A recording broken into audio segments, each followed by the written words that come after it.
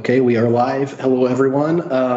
Thank you for joining us for our first Heartland Facebook Live Town Hall since January. So it's been a little while since we've done one of these. We're excited to jump back in.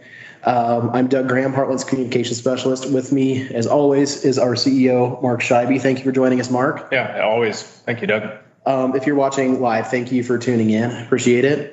If you have any questions, feel free to leave a comment or shoot us a message, and we'll do our best to get back to you and respond to that. Sorry, I'm just checking something on my screen here. If you're watching the recording, thank you as well. So we always appreciate engagement from our members.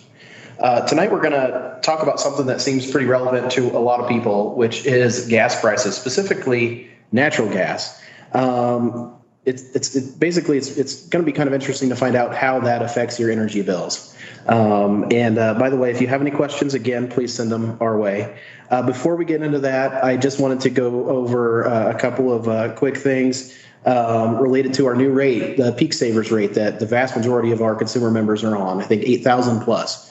So we're heading into summer. For all of you folks who are on this rate, you're going to have a new component on your bill pretty soon. It's called the peak charge. So basically, here's the point with the Peak Savers. If you can reduce your usage from 3 to 8 p.m., you're going to be able to save money on your bill by reducing that peak charge. So basically, just as a reminder, that peak charge is based on the 1 hour of highest usage for each of the summer months, June, July, August, September. During the peak time of 3 to 8 p.m., you had highest usage. That's the 1 hour that's going to be the basis for that charge. So $2 per kilowatt used during that time. So again, it can only happen from 3 to 8 p.m. and it can also only happen on peak days that we declare. So that brings me to my next point, which is it's really important for as many people as possible to sign up for Smart Hub, because Smart Hub, which is our free online tool to manage your account, it is the way that we're going to communicate when those peak days are going to occur. So each time we declare one, we see that, okay, and this next day is looking like it has a strong chance of being a peak day, meaning the day of highest usage for us throughout the whole year. We're going to shoot out an email or a text the day before, and that way you'll be able to plan accordingly. If you want to try to save money on that peak charge, you will have the opportunity to do so. So again, we really encourage everybody to sign up for Smart Hub. It's free. It's quick. If you go to our website, heartland-rec.com, you'll see a couple of login spots at the top, and there's a little button that says New User. Click here to register. All you need to know is your Heartland account number, which you can see on your bill. Same thing with the app version on your phone. You can get it from Apple iOS App Store, or you can get it on Android, Google Play Store. Just search for Smart Hub. That's all one word, SMARTHUB. So check that out. To give folks a little bit of an incentive this month, if you sign up for Smart Hub for the first time throughout the month of May, you'll be entered into a drawing for a $50 Amazon gift card. We have 4 of those to give away. So please check that out, and some other promos at heartlandrec.com/promos. So, okay, that's out of the way. I think we can probably go ahead and get into our discussion about the cost of energy. A couple of weeks ago, there was a news article that kind of made a stir, and it was basically the Kansas Corporation Commission, the governing body for utilities in general in the state of Kansas, put out a statement that basically said, hey, everybody, you should probably expect that you're going to have to pay more to heat and cool your home for the rest of the year. Mark, I was just kind of hoping you might be able to give folks an idea of what's going on there. Yeah, Doug, it has a lot to do with natural gas. And natural gas pricing in particular. So for one thing, we just need to probably take a step back and say, how does power get generated in the Southwest Power Pool? And so as a distribution co-op, what we do is we buy wholesale electricity and then we distribute it out to our consumer members. So the power we buy is generated through a vast mix of resources. And so those resources change from day to day to hour to even minute by minute. So if we look at the energy mix from this afternoon on the Southwest Power Pool's website, which you can pull up, any one of you at home if you're ever interested, you can see that about 1/3 of the total energy being produced when we grabbed this snapshot was actually by natural gas. So here's where things get a little tricky. Wholesale pricing for natural gas is not rate regulated. So that means it's a supply and demand type process. And so if we're looking at the weekly natural gas prices from the recent months, there's absolutely been a skyrocketing of these prices, which I don't think anybody is shocked by. But it has a lot to do with Russia's invasion of Ukraine, and then also the uncertainty about how things are going to play out from a supply of gas all across the world. So natural gas pricing absolutely impacts our cost of electricity, since the bulk of that in the Southwest Power Pool, a big chunk of it is provided through natural gas. But okay, so here's where it gets a little tricky. Our rates are fixed, right? We just went through our whole process of introducing new rates, and we always charge the same amount per kilowatt hour based on whatever rate you're on. Yeah, Doug, that's correct. Our price of wholesale power is fixed. Our price of power that we sell is fixed, but the price of wholesale power with the fluctuations, we need to have an element in our bill called the power cost adjustment to account for these different pieces. So essentially what we did was, last time we did a cost of service study, we took what the average price of electricity was at that time and said, here's how much we need to collect revenue to make sure Heartland can operate. And if the cost of wholesale power is higher than what that rate was when we did our cost of service study, you'll see a little bit of an adder on your bill for the power cost adjustment. If that cost is actually a little bit lower, you'll see a credit.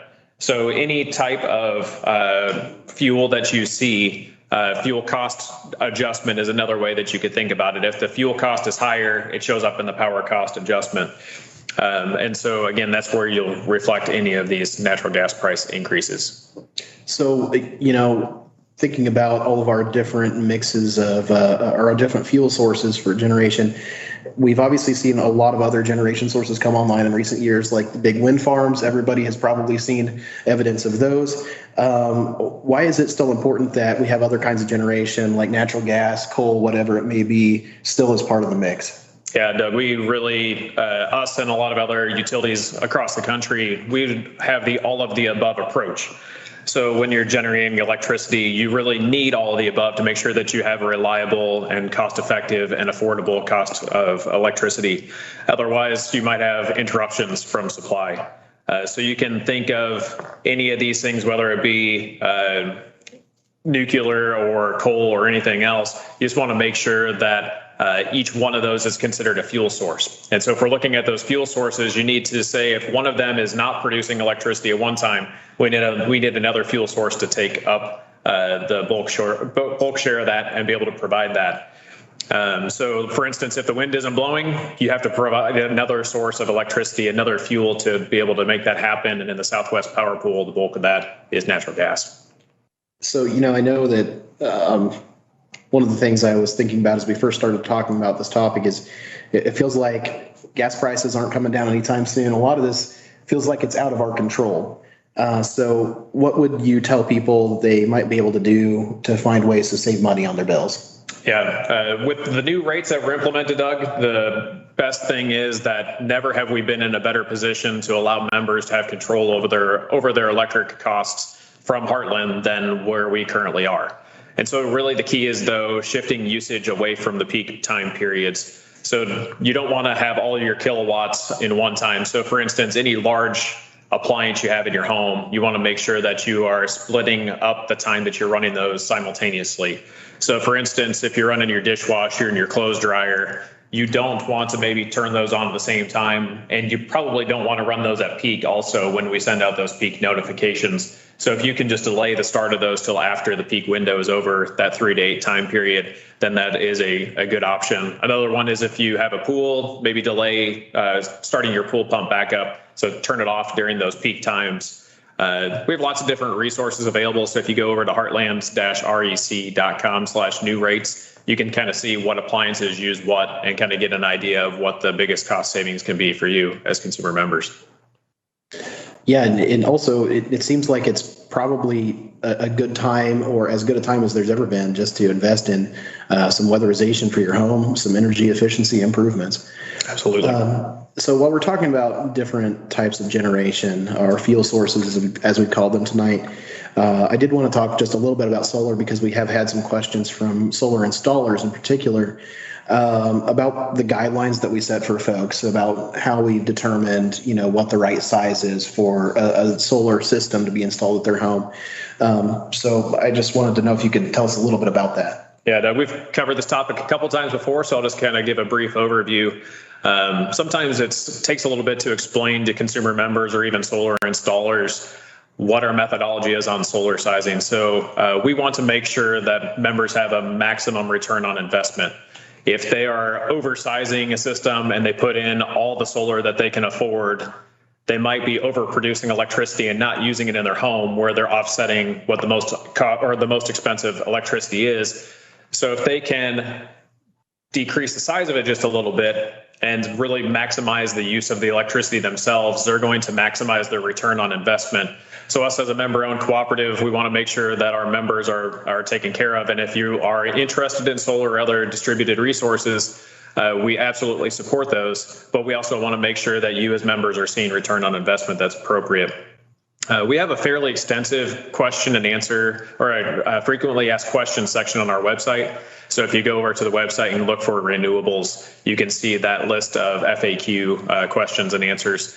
And that list is also updated from time to time as we get new questions in from members or installers, just to make sure that it's up to date and accurate with the most current information as well. So Mark, we were trying to keep tonight short and sweet and to the point. I did want to see if there were any questions or comments from folks on Facebook. The one thing I see right now is just a thank you for doing your best to help us keep our bills down. Well, we try. And part of that, I think, is giving you some more power to be in control of that yourself. So we encourage folks, again, head to heartland-rec.com/new rates.